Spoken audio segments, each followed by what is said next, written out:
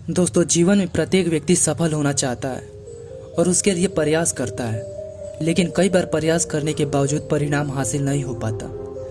गौतम बुद्ध की इस कहानी में सफलता पाने का मूल मंत्र बताया गया है, जो सफलता प्राप्त करने में मददगार होगी। इस कहानी को अंत तक ध्यान से सुनिए और अपने जीवन में इसे उतारिए। एक बार की बात है, गौतम बुद्ध अपने शिष्यों के साथ भ्रमण कर रहे थे।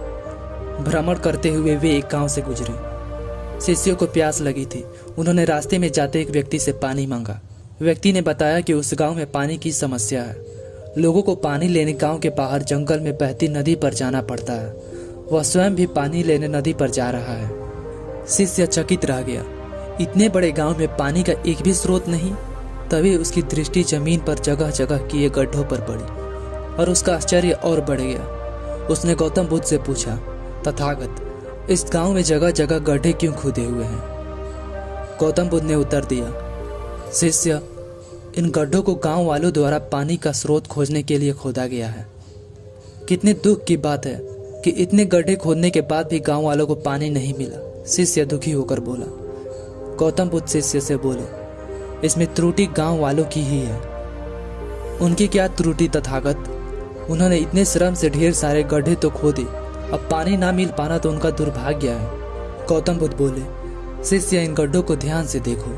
ये गड्ढे पूरी गहराई तक खोदे ही नहीं गए हैं। गांव वालों ने कुछ दूर तक खुदाई की, किंतु पानी ना निकलता देखकर अपना धैर्य खो दिया और इस गड्ढे को छोड़कर दूसरा गड्ढा खोदने लगे। इसी तरह धैर्य खोकर उन्होंने कई गड्ढे खोद डाले।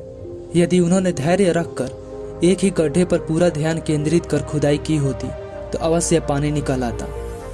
एक दिशा में किए गए पूर्ण केंद्रित प्रयास से अनेक छोटे छोटे प्रयास की तुलना में सफलता प्राप्त करने की संभावना अधिक होती है। दोस्तों, इस कहानी से हमें यही सीख मिलती है कि अगर जीवन में सफलता प्राप्त करनी है तो केंद्रित होकर सही दिशा में प्रयास करें।